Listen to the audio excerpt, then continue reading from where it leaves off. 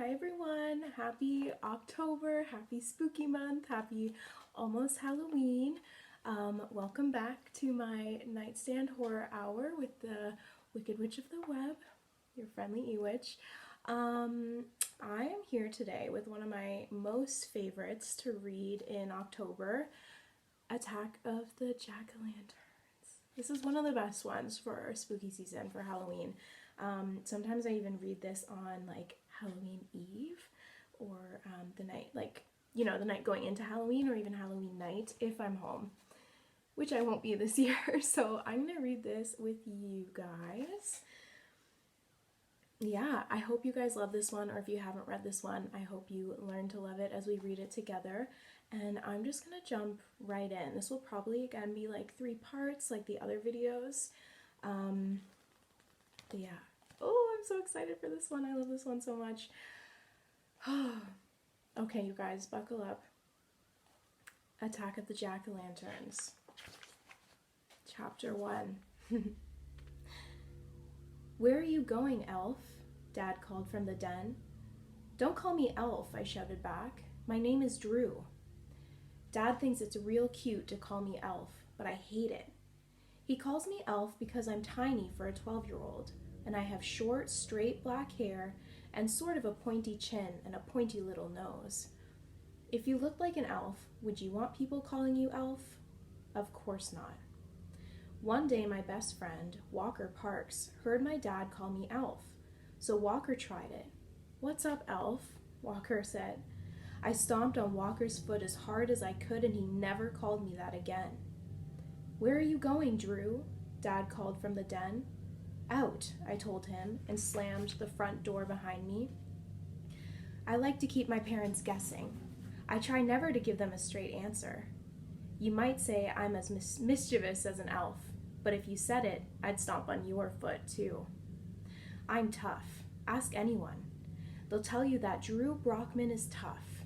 When you're the shrimpiest girl in your class, you've got to be tough. Actually, I wasn't going anywhere. I was waiting for my friends to come to my house. I walked down to the street to watch for them. I took a deep breath. The people in the corner house had a fire going in their fireplace. The white smoke floated out from their chimney, and it smelled so sweet and piney. I love autumn. It means Halloween is on the way. Halloween is my favorite holiday. I guess I like it so much because it gives me a chance to look like someone else, or something else. It's the one night of the year that I don't have to look like a pointy-chinned me. But I have a problem with Halloween.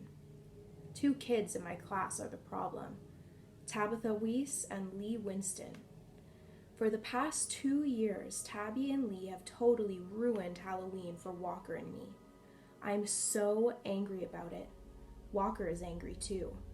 Our favorite holiday ruined because of 2 stuck-up kids who think they can do whatever they want. Ugh. Just thinking about it makes me want to punch someone. My other friends, Shane and Shanna Martin, are upset about it too. Shane and Shanna are brother and sister, twins my age. They live in the house next door and we hang out a lot. Shane and Shanna don't look like anyone else I know. They both have very round faces with curly ringlets of blonde hair. They have red cheeks and cheery smiles, and they're both short and kind of chunky. My dad says they're roly-poly. Dad always thinks of something icky to say about everyone. Anyways, the twins are as angry as Walker and me about Tabby and Lee, and this Halloween, we're going to do something about it. Only, we don't know what we're going to do. That's why they're coming over to my house to discuss it. How did the Tabby and Lee problem start? Well, I have to go back 2 years to explain it to you. I remember it so clearly. Walker and I were 10. We were just hanging out in front of my house. Walker had his bike on its side and was doing something to the spokes on the wheel. It was a beautiful autumn day, and down the block someone was burning a big pile of leaves. It's against the law here in Riverdale. My dad always threatens to call the police when someone burns leaves, but I love the smell. Walker was fiddling with his bike, and I was watching him. I forget what we were talking about. I glanced up, and there stood Tabby and Lee. Tabby looked as perfect as always, Little Miss Perfect. That's what Dad calls her, and for once, he's right. The wind was blowing pretty hard, but her long, straight blonde hair stayed in place. It didn't fly out all over her head like mine did. Tabby has perfect, creamy white skin and perfect green eyes that sparkle a lot. She's very pretty, and she knows it. Sometimes it takes all my strength not to shake both hands in her hair and mess it all up. Lee is tall and good-looking, with dark brown eyes and a great warm smile. Lee is African American, and he sort of struts when he walks and acts really cool, like the rappers on MTV videos. The girls at school all think he's terrific, but I can never understand a word he says. That's because he always has a huge wad of green apple bubble gum in his mouth. Lee stared down at Walker's bike and mumbled something. "Hey," I said. "What's up, you guys?" Tabby made a disgusted face and pointed a finger at me. "Drew, you've something hanging from your nose," she said. "Oh." I shot my hand up and rubbed the bottom of my nose. Nothing there. "Sorry," Tabby snickered. "It only looked like you did." Tabby and Lee both laughed. Tabby is always playing mean jokes like that on me. She knows I'm self-conscious about my looks, so I always fall for her dumb tricks. "Nice bike," Lee mumbled to Walker. "How many speeds?" "It's a 12 speed," Walker told him. Lee sneered. "Mine is a 42 speed." "Huh?" Walker jumped to his feet. "There's no such thing as a 42 speed, he cried. "Mine is," Lee insisted, still sneering. "It's specially made." He blew a big green bubblegum bubble. That's hard to do while you're sneering. I wanted to pop it all over his smug face, but he stepped back and popped it himself. "Did you get a haircut?" Tabby asked me, studying my windblown hair. "No," I replied. "I didn't think so," she said. She smoothed her perfect hair back with one hand. I couldn't help it. I balled my hands into fists and let out an angry growl. I growl a lot. Sometimes I don't even know I'm doing it. Lee said something. Bubblegum juice ran down his chin. "Excuse me?" I asked. "I'm having a Halloween party," he repeated. My heart started to pound. "A real Halloween party?" I demanded. "With everyone in costumes and hot apple cider and games and bobbing for apples and scary stories?" Lee nodded. "Yes, a real Halloween party. At my house on Halloween night. You guys want to come?" "Sure," Walker and I replied. Big mistake. Real big mistake. Chapter 2. The Halloween party was already crowded with kids from school when Walker and I showed up. Lee's parents had orange and black streamers strung up all over the living room. 3 huge jack-o'-lanterns grinned at us from the window seat by the front window. Of course, Tabby was the first person I ran into. Even in costume, she wasn't hard to recognize. She was dressed as a princess. Perfect?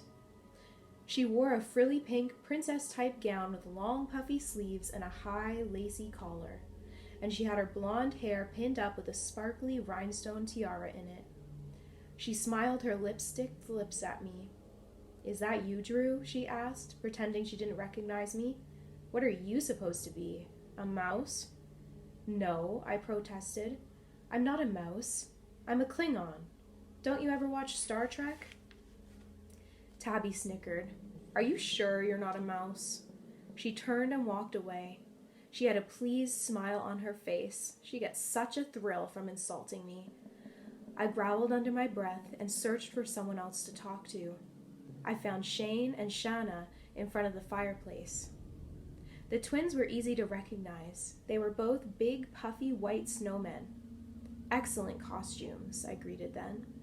They wore 2 white snowballs, one big snowball over their bodies, a smaller snowball over their heads. The snowman faces had eye holes cut in them, but I couldn't tell Shane from... I'm going to start saying Shayna instead of Shanna, because I think I said it wrong. And Shane and Shayna sounds better. We'll go with Shane and Shayna. I couldn't tell Shane from Shayna. "What is this snow made of?" I asked. "Styrofoam," Shayna answered. She has a high, squeaky voice, so now I knew who was who. We carved them out of big blocks of it. Cool, I said. Great party, huh? Shane chimed in. Everyone from our class is here. Did you see Bryna Morse's costume? She sprayed her whole body with silver spray paint, her face and hair too. What's she supposed to be? I demanded, searching the crowded room for her. Silver Surfer? No, I think the Statue of Liberty, Shane replied. She was carrying a plastic torch. A loud crackle in the fireplace made me jump. Most of the lights were off, giving the room a dark Halloween mood. The fire made long shadows dance over the floor. I turned and saw Walker making his way to us. His entire body was wrapped in bandages and gauze. He was a mummy. I'm in trouble, he announced. What's your problem? Shane asked. My mom did a terrible wrapping job, Walker complained. I'm coming unraveled. He struggled to retie the loose bandages around his neck. Ugh, he let out an angry cry. The whole thing is coming undone. Are you wearing clothes underneath? Shayna asked. Shane and I laughed. I pictured Walker huddled in the middle of the party in his underwear, piles of bandages at his feet. Yes, I've got my clothes on underneath the costume, Walker replied. But if these bandages all come undone, I'll fall on my face. Hey, what's up? Lee interrupted. He wore a Batman costume, but I recognized his dark eyes under the mask, and I recognized his voice. Awesome party, Shayna said. Yeah, awesome, I repeated. Lee started to reply, but a thunderous crash made everyone gasp. We all froze. What was that? Lee cried. The crowded room grew silent. I heard another crash, bumping sounds, low voices. It's coming from the basement, Lee stammered. He pulled off the Batman mask. His bushy hair fell over his face, but I could see his frightened expression. We all turned to the open doorway at the far end of the living room. Beyond the doorway, stairs led down to Lee's basement. Oh, Lee gasped as we heard another crash, then heavy footsteps up the basement stairs. Someone is in the house, Lee shrieked in terror. Someone's broken in. Chapter 3. Mom, Dad, Lee cried. His voice rang out shrilly in the silent living room. The rest of us had all frozen in place. A shiver ran down my back as I listened to the heavy footsteps treading up the stairs. Mom, Dad, help, Lee called again, his eyes bulging with fear. No reply. He took off toward their bedroom at the back of the house. Mom? Dad? I started to run after him, but he returned to the living room a few seconds later, his whole body trembling. My parents, they're gone. Call the police, someone shouted. Yes, call 911, Walker screamed. Lee hurtled to the phone beside the couch. His foot kicked over a can of Pepsi on the rug, but he didn't notice. He grabbed the phone receiver and jammed it to his ear. I saw him push the emergency number. But then he turned to us and let the phone fall from his hands. It's dead. The line is dead. Some kids gasped. A few cried out. I turned to Walker and opened my mouth to speak, but before I could get a sound out, two bulky figures burst out from the basement doorway. No! Lee let out a horrified howl. Tabby stepped up and huddled close beside him. Her heavily made-up eyes were wide with fright. She grabbed Lee's arm. The two intruders moved quickly into the living room entrance and blocked the doorway. One of them had a blue wool ski mask pulled down over his face. The other wore a rubber gorilla mask. They both wore black leather jackets over black jeans. Party time, the gorilla shouted in a gruff voice. He laughed, a cruel laugh. Party time, everyone. Several kids cried out. My heart started to pound in my chest. I suddenly felt hot and cold at the same time. Who are you? Lee demanded over the frightened cries of some kids. How did you get in? Where are my parents? Parents, the guy in the ski mask replied. He had bright blue eyes, almost as blue as the wool mask that covered his face. Do you have parents? They both laughed. Where are they? Lee cried. I think they ran away when they saw us coming, the guy said through the ski mask. Lee swallowed hard. A tiny gulping sound escaped his throat. Tabby stepped in front of him. You can't come in here, she shouted angrily at the two intruders. We're having a party." The gorilla turned to his partner and laughed. They both laughed loudly, tossing back their heads. "It's our party now," the gorilla announced. "We're taking over." Hushed gasps rang out around the room. My legs suddenly felt rubbery and weak. I grabbed Walker's shoulder to keep from collapsing. What are you going to do?" Tabby demanded. Chapter 4. "Everybody down on the floor," the guy in the ski mask ordered. "You can't do this," Tabby screamed. "We're just kids," someone else cried. "Are you going to rob us? We don't have any money." I saw Shane and Shayna huddled together by the fireplace. Their faces were hidden by their snowman costumes, but I knew they must be terrified too. Down on the floor, both intruders screamed. The room echoed with heavy thuds and the rustle of costumes as we all obediently dropped to the floor. "You too," the gorilla screamed at Shane and Shayna. "It's impossible. How can we get down in these big snowballs?" Shayna cried. "Get down on the floor anyway," the gorilla ordered nastily. "Get down or we'll push you down," the ski-masked guy threatened. I watched Shane and Shayna struggle to lower themselves to the floor. They had to pull off their bottom snowballs to get onto their knees. Shayna's snowball broke in half as she worked to pull it off. "Okay, push-ups, everybody," the gorilla ordered. "Huh?" Confused cries rose up through the room. "Push-ups," the gorilla repeated. "You all know how to do push-ups, right?"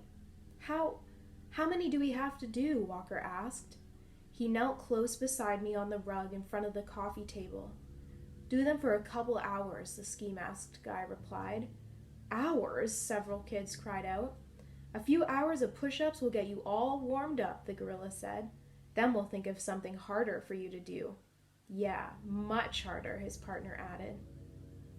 Then they both burst out laughing again. "You can't do this," I screamed. My voice came out high and tiny like a mouse voice. Other kids protested too. I turned to the door. The guy in the ski mask had moved into the living room, but the gorilla was still blocking any escape. "Get started," the gorilla ordered, "or we'll make it 3 hours," his partner added. I heard a lot of groans and complaints, but we all dropped onto our stomachs and started doing push-ups. What choice did we have? "We can't do this for 2 hours, Walker protested breathlessly. "We'll faint." He raised and dropped close beside me on the floor. His mummy costume was unraveling with each move he made. "Faster," the gorilla ordered. "Come on, speed it up." I had done only 4 or 5 push-ups and my arms already started to ache. I don't get much exercise except for bike riding and swimming in the summer. There was no way I'd last for more than 10 or 15 minutes. I raised my eyes to the front of the room and saw a sight that made me cry out in shock. Chapter 5. "Walker, look," I whispered. "Huh?" he groaned. I poked Walker in the side. He lost his balance and hit the floor. "Hey, Drew, what's your problem?" he groaned. We both turned our eyes to the doorway and saw to our surprise that Tabby and Lee weren't down on the floor with the rest of us. They had joined the 2 intruders in front of the doorway, and they both had wide, gleeful grins on their faces. I stopped the push-ups and raised myself to my knees. I saw Lee start to laugh. Tabby joined him. She laughed so hard her tiara shook. They slapped each other a high five. All around me on the floor, some kids were still working away, pushing themselves up, then down, groaning and grunting as they obediently did their push-ups. But Walker and I had stopped. We were both on our knees, watching Tabby and Lee. The 2 creeps were laughing and celebrating. I was about to cry out in anger when the 2 intruders tugged off their masks. I instantly recognized the boy with the gorilla mask. He was Todd Jeffrey, a high school kid who lives next door to Lee. I knew the ski mask kid too. His name was Joe something or other. He is a friend of Todd's. Todd brushed his coppery hair back off his forehead. His hair was wet, his face was red, and he was sweating. I guess it was hot inside that rubber mask. Joe tossed his ski mask to the floor. He shook his head, laughing at us. "All a joke, guys," he called out. "Happy Halloween!" All the other kids had stopped the push-ups, but no one had moved from the floor. I guess we were too shocked to stand up. "Just a party joke," Lee chimed in, grinning. "Did we scare you?" Tabby asked coyly. Grrr, I let out the loudest growl I ever growled. I wanted to leap up, grab the tiara off Princess Tabby's head, and wrap it around her neck. Todd and Joe slapped each other a high five. They picked up cans of Pepsi and tilted them up over their mouths. "You can get up now," Lee announced, snickering. "Wow, you guys looked so scared," Tabby cried gleefully. "I guess we really fooled you." "I don't believe this," Walker muttered, shaking his head. The wrapping had fallen from his face. Bandages drooped loosely over his shoulders. "I really don't believe this. What a mean, rotten joke." I climbed up shakily and helped Walker to his feet. I heard Shane and Shayna grumbling behind us. Their costumes were totally wrecked. They were grumbling and complaining. Tabby and Lee were the only ones laughing. No one else thought the joke was the least bit funny. I started across the room to tell the two creeps what I thought of their dumb joke, but Lee's parents burst into the room, pulling off their coats. "We went next door to the Jeffreys," Lee's mom announced. Then she saw Todd. "Oh, hi Todd, we were just at your house, visiting your parents. What are you doing over here? Helping Lee out with the party?" "Kind of," Todd replied, grinning. "How's the party going?" Lee's dad asked. "Great," Lee told him. "Just great, Dad." And that's how Tabby and Lee ruined Halloween 2 years ago. Walker and I, and Shane and Shayna too, were all really upset. No, we were more than upset. We were furious. Halloween is our favorite holiday, and we don't like to see it ruined because of a mean practical joke. So last year, we decided to get even. Chapter 6. "We need special decorations," Shayna said. "Not the same old pumpkins and skeletons." "Yeah, something scarier," Shane chimed in. "I think jack-o'-lanterns are plenty scary," I insisted, "especially when you put candles in them and their dark faces light up with those jagged, evil grins." "Jack-o'-lanterns are babyish," Walker argued. "No one is afraid of a jack-o'-lantern. Shane is right. If we're going to scare Tabby and Lee, we need something better." It was a week before Halloween. The 4 of us were hard at work at my house. We were working on my Halloween party. Yes, last year, the party was at my house. Why did I decide to have the party? For only one reason: for revenge. For revenge on Tabby and Lee. Walker, Shane, Shayna, and I spent the entire year talking about it, dreaming up plans, dreaming up the most frightening scares we could imagine. We didn't want to pull a mean joke like having people break into the house. That was too mean and too frightening. Some of my friends still have bad dreams about guys in ski masks and gorilla masks. The 4 of us didn't want to terrify all of our guests. We just wanted to embarrass Tabby and Lee and scare them out of their skins. Now, a week before the big night, we were sitting around my living room after dinner. We should have been doing homework, but Halloween was too near. We had no time for homework. We had to spend all of our time making evil plans. Shane and Shayna had a lot of really frightening ideas. They both look so sweet and innocent, but once you get to know them, they're pretty weird. Walker and I wanted to keep our scares simple. The simpler, the scarier. That's what we thought. I wanted to drop fake cobwebs over Tabby and Lee from the stairway. I know a store that sells really sticky, scratchy cobwebs. Walker has a tarantula that he keeps in a glass cage in his room. A live tarantula.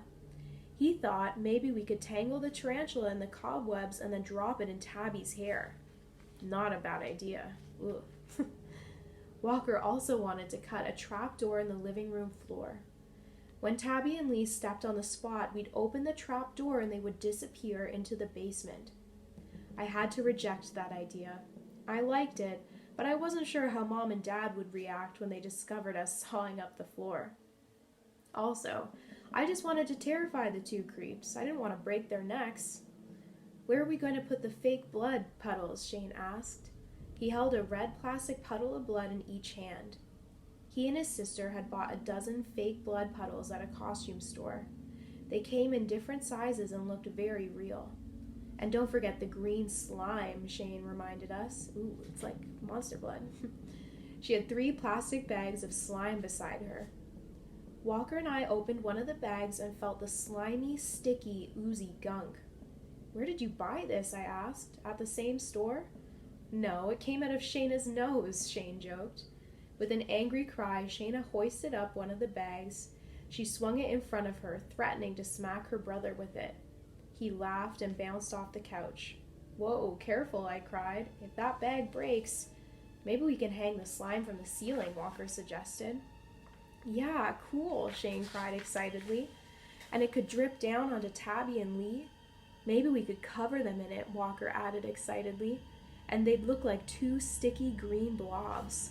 Glub, glub, glub, Shayna thrashed out her arms and pretended she was drowning under a puddle of slime. Will it stick to the ceiling? I asked. How will they keep it there long enough? How will we get the 2 of them to stand under it? I'm the practical one in the group. They have a lot of wild ideas, but they never know how to make them work. That's my job. I'm not sure, Walker replied. He jumped up from his chair. I'm going to get something to drink.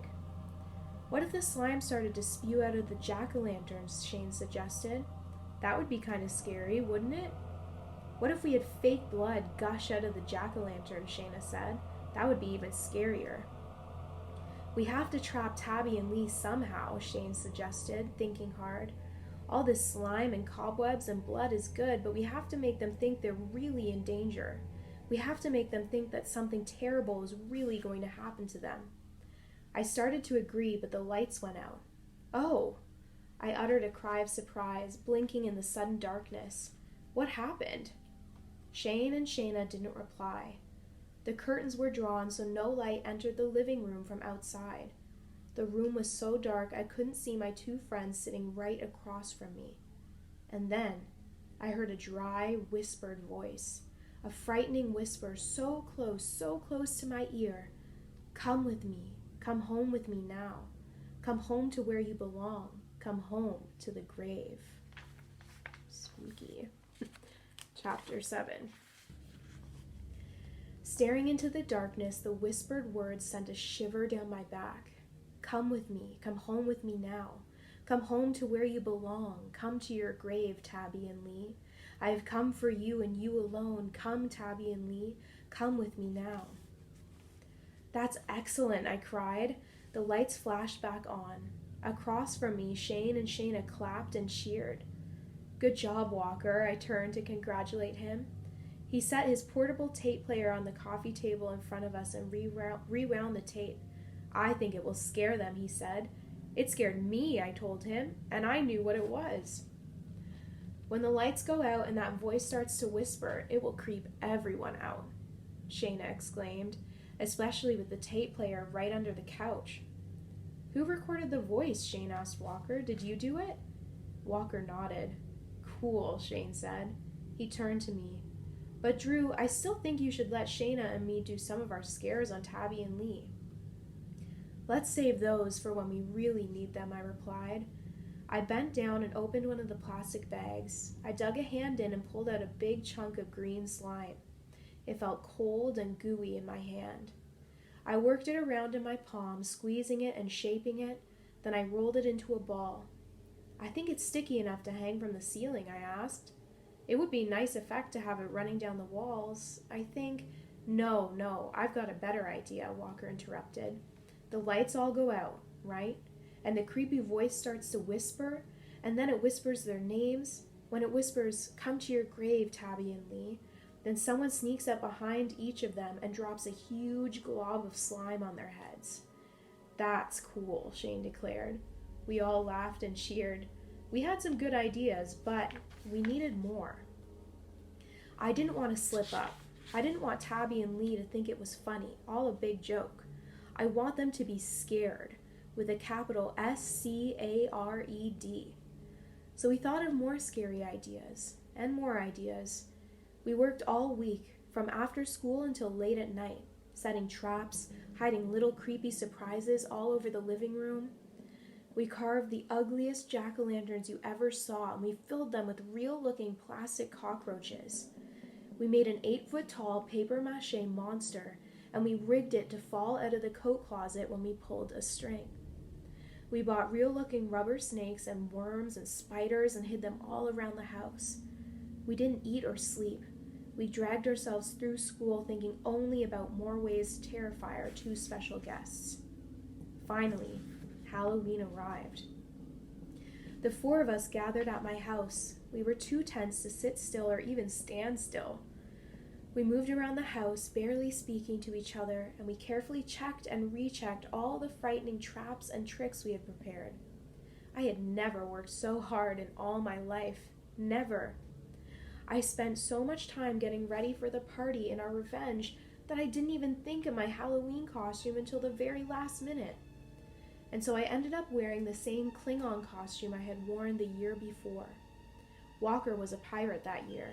He had a patch over one eye and wore a striped shirt and a parrot on one shoulder.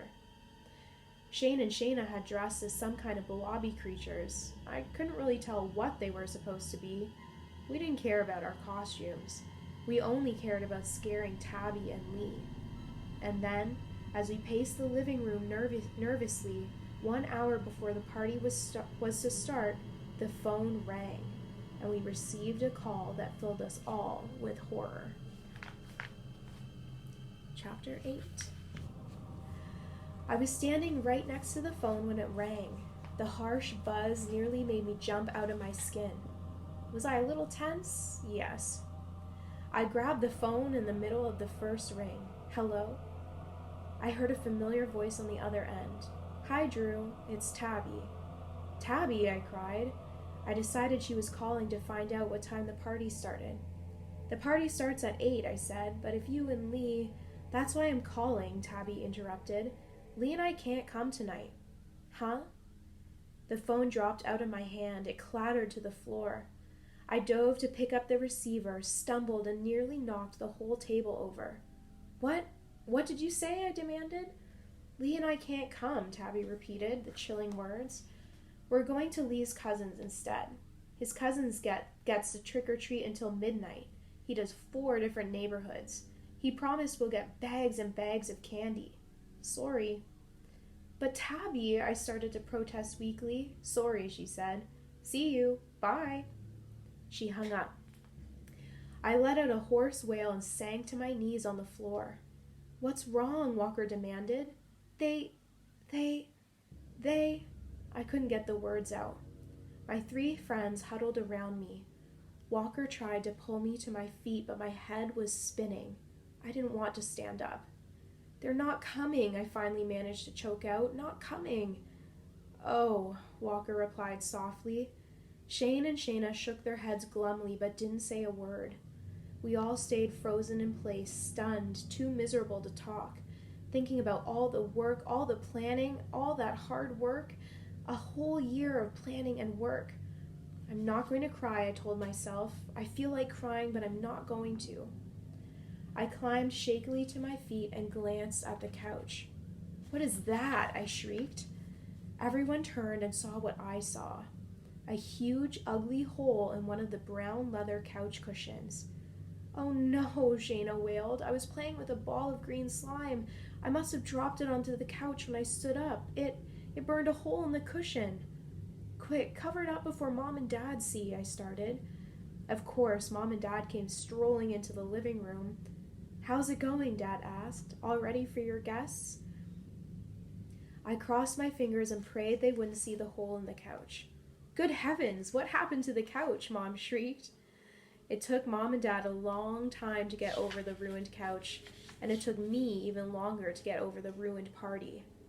That's how it went last Halloween. 2 years of ruined Halloweens. Now it's a year later. Halloween time again. This year, we have twice as much reason to get revenge on Tabby and Lee. If only we had a plan. Chapter 9. This year, I'm a space princess, Tabby announced. She had her blonde hair piled high once again, with the same rhinestone tiara in it, and she wore the same long, lacy dress, the same costume as 2 years ago. But to add to the outer space look, Tabby had painted her face bright green.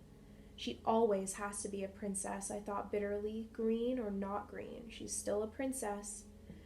Lee showed up in a cape and tights and said he was Superman. He said it was his little brother's costume. He told us why he didn't have time to get a costume of his own, but I couldn't understand him because of the big wad of bubble gum in his mouth. Walker and I had decided to be ghosts. We cut eye holes and bed sheets and armholes, and that was that. My sheet dragged behind me on the grass. I should have cut it shorter, but it was too late. We were already on our way to trick-or-treat. Where are Shane and Shayna? Lee asked. I guess we'll catch up with them, I replied. I raised my trick-or-treat bag in front of me. Let's get going. The four of us stepped out into a clear, cold night. A pale half moon floated low over the houses. The grass shone gray under a light blanket of frost. We stopped at the bottom of my driveway. A minivan rumbled by. I saw two big dogs peering out the back window. The driver slowed to stare at us as she passed by. Where shall we start? Tabby asked. Lee mumbled something I didn't understand. I want to trick-or-treat all night, Walker exclaimed. This may be our last trick-or-treat night ever. Excuse me? What do you mean? Tabby demanded, turning her green face to him. Next year we'll be teenagers, Walker explained. We'll be too old to trick-or-treat. Kind of a sad thought. I tried to take a deep breath of cool air, but I had forgotten to cut a nose or mouth hole in the sheet. We hadn't even left my front yard and I was already starting to feel hot. Let's start at the Willows, I suggested. The Willows is a neighborhood of small houses. It starts on the other side of a small woods just 2 blocks away. Why the Willows? Tabby demanded, fiddling with her tiara. Because the houses are real close together, I told her. We won't have to walk much and we'll get a lot of candy. No long driveways to walk up and down. Sounds good, Lee agreed. We started walking along the curb, across the street. I saw 2 monsters and a skeleton making their way across a front yard. Little kids, followed by a father. The wind fluttered my costume as we walked. My shoes crunched over frost-covered dead leaves. The sky seemed to grow darker as we made our way past the bare black trees of the woods. A few minutes later, we reached the first block of the Willows. Streetlights cast a warm yellow glow over the neighborhood. A lot of the houses were decorated with orange and green lights, cutouts of witches and goblins, and flickering jack-o'-lanterns. The 4 of us began walking from house to house, gleefully yelling, "Trick or treat!" and collecting all kinds of candy. People oohed and awed over Tabby's princess costume. She was the only one in the group who had bothered to put on a decent costume, so I guess she stood out. We passed by a lot of other kids as we made our way down the block. Most of them appeared younger than us. One kid was dressed as a milk carton. He even had all the nutritional information printed on one side. It took us about half an hour to do both sides of the street. The Willows ended in a cul-de-sac, kind of a dead end. Where to next? Tabby asked. Whoa, wait, one more house, Walker said. He pointed to a small brick house set back in the trees. I didn't see that one, I said. I guess because it's the only house that isn't right on the street. The lights are on and they've got a pumpkin in the window, Walker announced. Let's check it out. We trooped up to the front stoop and pushed the doorbell. The front door swung open instantly. A small, white-haired woman poked out her head. She squinted through thick eyeglasses at us. Trick or treat, the 4 of us chanted. Oh my goodness, she exclaimed. She pressed wrinkled hands together against her cheeks. What wonderful costumes! Huh? Wonderful costumes, I thought. 2 bedsheets and a borrowed Superman suit from last year? The old woman turned back into the house. Forrest, come see this, she called. You've got to see these costumes. I heard a man cough from somewhere deep inside the house. Come in, please come in, the old woman pleaded. I want my husband to see you. She stepped back to make room for us to enter. The 4 of us hesitated. Come in, she insisted. Forrest has to see your costumes, but it's hard for him to get up. Please. Tabby led the way into the house. We stepped into a tiny, dimly lit living room. A fire blazed in a small brick fireplace against one wall. The room felt like a blast furnace. It had to be 500 degrees in there. The woman shut the front door behind us. "Forrest, Forrest," she called. She turned to us and smiled. "He's in the back room. Follow me." She opened the door and let us enter. To my surprise, the back room was enormous and jammed with kids in costumes. "Whoa," I cried out, startled. My eyes quickly swept the room. Most of the kids had taken off their masks. Some of them were crying. Some were red-faced and angry. Several kids sat cross-legged on their floor, their expressions grim. "What's going on?" Tabby demanded shrilly. Her eyes bulged wide with fear. "What are they all doing here?" Lee asked, swallowing hard. A red-faced little man with shaggy white hair came hobbling out from the corner, leaning on a white cane. "I like your costumes," he said, grinning at us. We have to go now," Tabby stammered. We all turned to the door. The old woman had shut it behind her. I glanced back at the kids in costumes. There were at least 24 of them. They all looked so frightened and unhappy. "We have to go," Tabby repeated shrilly. "Yeah, let us out of here," Lee insisted. The old man smiled. The woman stepped up beside him. "You have to stay," she said. "We like to look at your costumes." "You can't go," the man added, leaning heavily on his cane. "We have to look at your costumes." "Huh? What are you saying? How long are you going to keep us here?" Tabby cried. "Forever," the old couple replied in unison. Chapter 10. That was my daydream.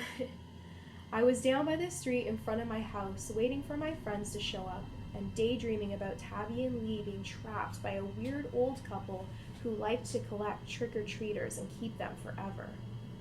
Of course, in my daydream, Walker and I sneaked out a side door, but Tabby and Lee were caught before they could escape, and they were never seen again. Nice daydream, huh? I was still picturing the whole thing when Walker, Shane, and Shayna finally arrived, and we eagerly trooped inside and up to my room. "Drew, why are you grinning like that?" Shayna demanded, dropping down onto the edge of my bed. "I was just having a very funny daydream," I told her, "about Tabby and Lee." "What could be funny about those two creeps?" Walker demanded. He picked up a tennis ball from the floor and tossed it to Shane. The two of them started tossing the ball back and forth across my room. "It was very funny," I replied, sitting up and stretching, especially the ending. I told them the whole daydream. I could see from the smiles on their faces that they enjoyed it, but Shayna scolded me. "We don't have time for daydreams, Drew. We need a real plan. It's almost Halloween." Walker tossed the tennis ball too high. It smashed into my dresser lamp and knocked it over. Shane hurtled toward the lamp and made a diving catch before it hit the floor. "Way to go," Walker cried. "Catch of the month." He slapped Shane a high five.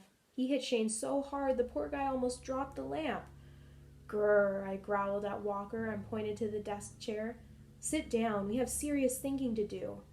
"She's right," Shayna agreed. "We have to scare Tabby and Lee out of their skins this year. We have to pay them back for the last 2 years. We have to." "So what are we going to do?" Walker demanded, dropping his long, lanky body onto the desk chair. "Hide behind some bushes and yell boo?" Bad attitude. "I've been thinking of some really scary things we could do at a party," I started. "I think—" "No party," Shayna interrupted. "Right, no party," her twin agreed. "We worked so hard on last year's party and then Tabby and Lee didn't even show up." Grrr. Just thinking about last year made me growl. "Well, if we don't scare them at a Halloween party, where do we scare them?" Walker asked, tapping out a rhythm with his finger on the desk. "Shane and I have some really good ideas," Shayna said. "Yeah, I think you have to listen to Shayna and me this year," Shane chimed in. "We have a really good plan. It will have them shaking for a year, really." Walker pulled the desk chair closer. Shane sat on the floor beside him. I leaned closer to Shayna on the bed. Speaking in a low voice just above a whisper, Shayna told Walker and me their plan. A very scary plan. It gave me a chill just hearing Shayna describe it. It's very simple, Shayna finished. Very easy to do, and there's no way it won't work. We'll give Tabby and Lee a Halloween they'll never forget, Shane boasted. It's really mean, Walker murmured. I gazed at the chubby, pink-cheeked twins. They were so cute-looking, so sweet and innocent, but their plan to frighten Tabby and Lee really was truly horrifying. It's mean, I agreed, and it's cruel, and it's terribly gross and shocking, I grinned. I like it. We all laughed. So we agree, Shane asked. We're doing it? We all agreed. We all solemnly shook hands. Great, Shayna declared. So Drew, all you have to do is invite them to come trick-or-treating with you. Shane and I will do the rest. No problem, I replied, still grinning. No problem. We all cheered and congratulated each other. We knew this was the year, our year. Shayna started to say something else, but my mom poked her head into the room. What are you four plotting so seriously? Mom asked. Nothing, Walker answered quickly. Just making plans for Halloween, Mom, I told her. Mom bit her lower lip. Her expression turned serious. You know, Drew, she said, shaking her head, I don't think I can let you go trick-or-treating this year. Chapter 11. 2 more. Mom, you have to let me go trick-or-treating. You have to. Or else you'll spoil all of our plans for revenge. Those words almost burst from my mouth, but somehow I held them in. I choked back the words and stared hard at her, trying to decide if she was serious. She was. Mom, what's wrong? I finally cried. What did I do? Why am I grounded? Drew, you're not grounded, Mom laughed. I just don't think trick-or-treating is a good idea this year. Haven't you seen the news stories about the people in town who disappeared? Huh? Disappeared? My mind flashed back to my daydream. I pictured the old couple again, locking kids up in their back room. You mean kids have disappeared? I asked. Mom shook her head. No, not kids, adults. A 4th person was reported missing yesterday. Here, look. Mom had the newspaper rolled up under her arm. She pulled it out and unrolled it. She held the front page up so we could all see it. I could read the bold black headline from across the room. Local mystery, 4 have vanished. I climbed up from the bed and made my way over to my mom. I saw Shane and Shayna exchange worried glances. Walker's expression had turned solemn. He drummed his fingers tensely on the desktop. I took the newspaper from Mom and stared at the photos of the 4 people who had disappeared. 3 men and 1 woman. The police were warning people to be very careful, Mom said softly. Walker walked over and took the newspaper from my hands. He studied the photos for a moment. Hey, these people are all fat, he exclaimed. Now we all clustered around the paper and stared at the gray photos. Walker was right. All 4 people were very overweight. The first one, a bald man in a bulging turtleneck sweater, had at least 6 chins. Weird, I murmured. Shane and Shayna had grown strangely silent. I guess they were frightened. Why would 4 fat people disappear into thin air? Walker asked. Mom sighed. That's what the police would like to know, she said. But Mom, if only adults are disappearing, why can't I go trick-or-treating? I asked. Please let Drew go, Shayna pleaded. It's our last year to go out on Halloween night. No, I don't think so, Mom replied, biting her bottom lip. But we'll be really, really, really careful, I promised her. I don't think so, Mom repeated. I don't think so. Once again, Halloween was completely ruined. Chapter 12. But then, Dad thought maybe trick-or-treating would be okay. It was 2 days later, he and my mom had been discussing it nonstop. You can go out if you go in a group, Dad said. Stay in the neighborhood and don't wander away from the others. Okay, Elf? Thanks, Dad, I cried. I was so happy I didn't remind him to stop calling me Elf. Instead, I surprised him with a big hug. Are you sure about this? Mom asked. Of course he is, I cried. No way was I going to let them change their minds. I was already halfway to the phone to tell Walker that our plan was back on. There'll be 1,000 kids trick-or-treating in the neighborhood, Dad argued. Besides, Drew and her friends are old enough and smart enough to keep out of trouble. Thanks, Dad, I cried again. Mom wanted to keep the discussion going, but I ran out of the kitchen and up to my room before she could get a word out. I called Walker and told him the good news. He said he would call Shane and Shayna and tell them to get ready for trick-or-treat night. Everything was set. I had just one little problem left. I had to convince Tabby and Lee that they should go trick-or-treating with us. I took a deep breath and called Tabby's house. Her mother said she was over at Lee's helping him get his Halloween costume ready.